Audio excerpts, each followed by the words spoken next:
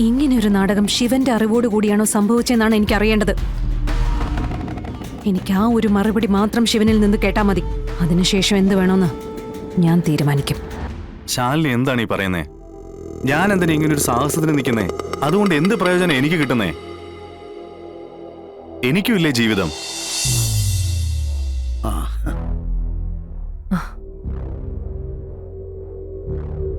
കാര്യങ്ങളെല്ലാം പറഞ്ഞതിലും ഭംഗിയായി സെറ്റപ്പ് ആക്കിയിട്ടുണ്ട്. വന്നാ കാണാം. ഞാൻ റെഡി. ഡെയ്സി ചെല്ല്. നീ എത്രത്തോളം ഷാർപ്പാവുന്നോ അത്രയും വേഗത്തിലായിരിക്കും നിന്റെ വിജയം.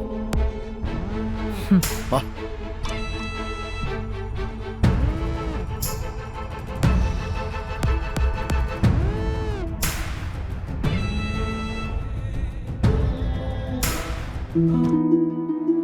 സ്കൂൾ കലോത്സവങ്ങളുടെ ഭാഗമായി നടത്താറുള്ള മത്സരങ്ങളിൽ വിജയികളായവർക്കുള്ള സമ്മാനദാനമാണ് ഇനി നടക്കാനുള്ളത്.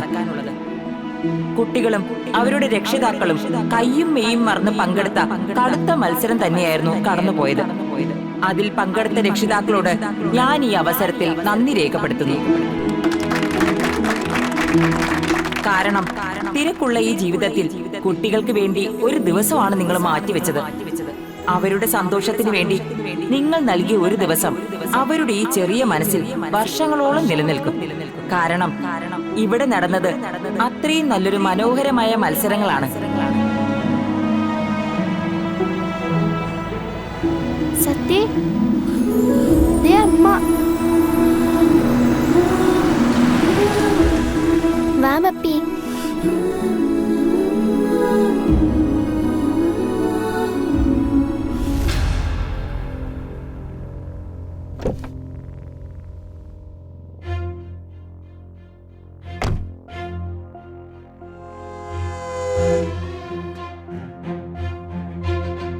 അമ്മേ അമ്മേ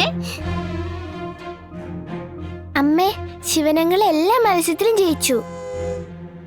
ശിവനങ്ങളുടെ സമ്മാനമുണ്ട്.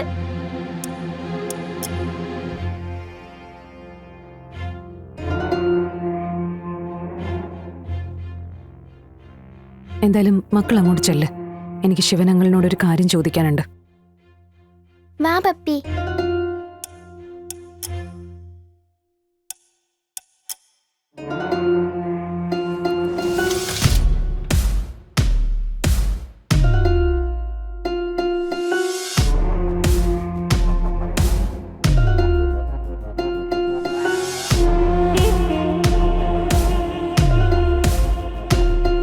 രജിസ്റ്റർ ഓഫീസിൽ വെച്ച് നടന്നത് ചന്ദ്രയുടെയും പ്രകാശിന്റെയും വിവാഹം.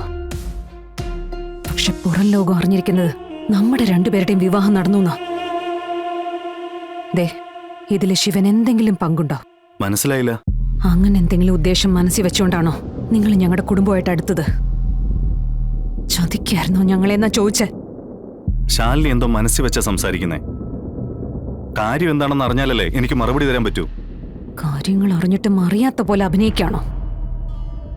അതല്ലെങ്കിൽ ഇനി ഇക്കാര്യം അറിയാത്ത ഒരേ ഒരാള് ശിവൻ മാത്രമാണ്.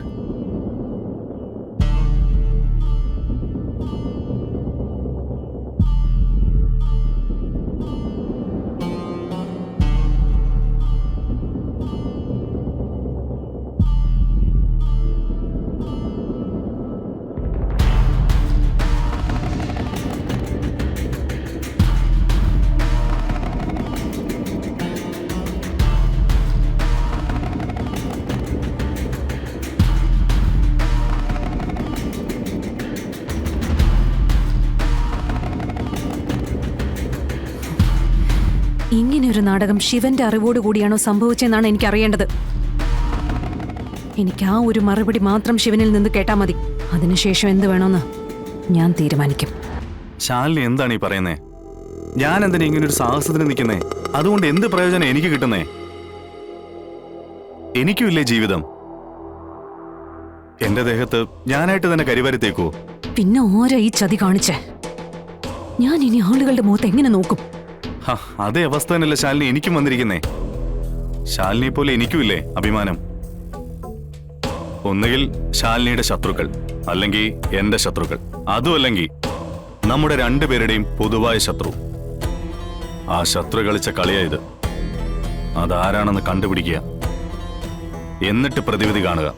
അല്ലെങ്കിൽ ഇനി ഇതുപോലൊരു കുഴപ്പങ്ങൾ അവൻ ഉണ്ടാക്കിക്കൊണ്ടിരിക്കും. മാഡം ഒട്ടും പ്രതീക്ഷിച്ചില്ല.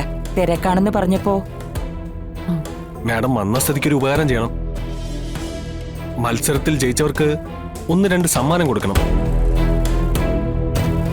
അതെ, ഇത് ഞങ്ങളുടെ എല്ലാവരുടെയും നേരിട്ടുള്ള റിക്വസ്റ്റാ.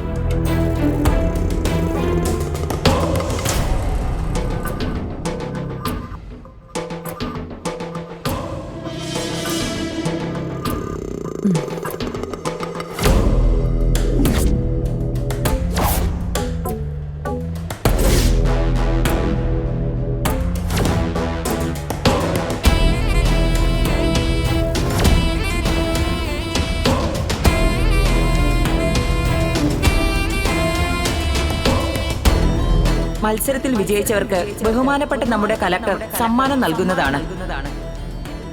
അതിനായി കലക്ടറെ ഞാൻ ക്ഷണിച്ചുകൊള്ളുന്നു.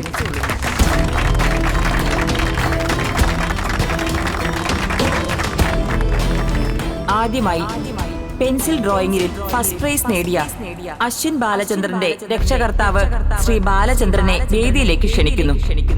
ഒപ്പം അശ്വിനെയും. മോനെ വാ.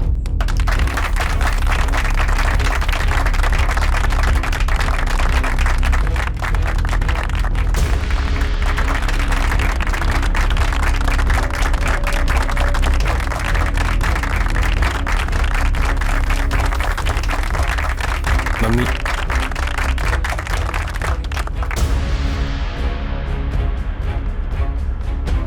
ഇനി പങ്കെടുത്ത 3 മത്സരങ്ങളിലും തിളക്കമാർന്ന വിജയം കരസ്ഥമാക്കിയ പത്മിനിയുടെയും സത്യഭാമയുടെയും മകളായ ശിവനെ വേദിയിലേക്ക് ക്ഷണിക്കുന്നു.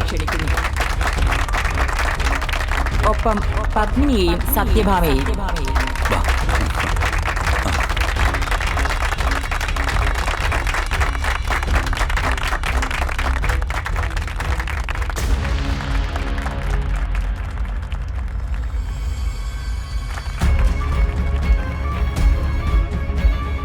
ഇവിടെ മറ്റൊരു പ്രത്യേകത കൂടിയുണ്ട്. സത്യഭാമയുടെയും പത്മിനിയുടെയും അമ്മയായ കളക്ടർ ശാലിനി മാഡം തന്നെയാണ് ഇവർക്ക് സമ്മാനം കൊടുക്കുന്നത്. എന്തുകൊണ്ടും ഇത് വിലമതിക്കാനാവാത്ത ഒരു മുഹൂർത്തം തന്നെയാണ്.